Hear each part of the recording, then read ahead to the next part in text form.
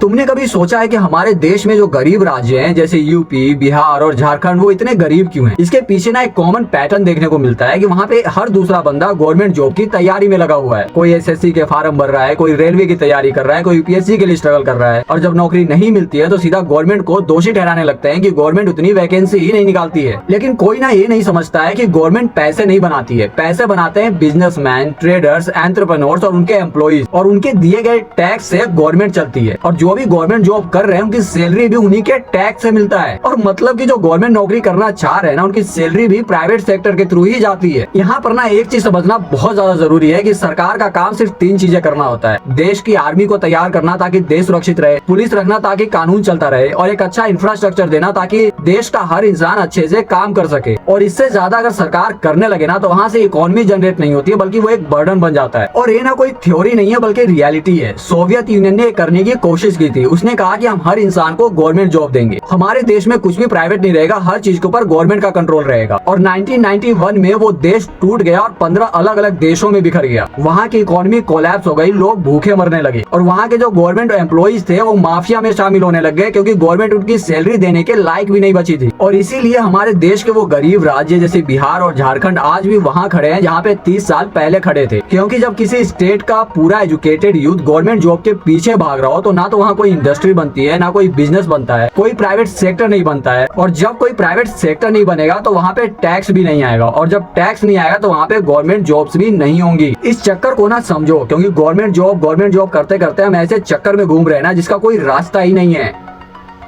Jai Hind.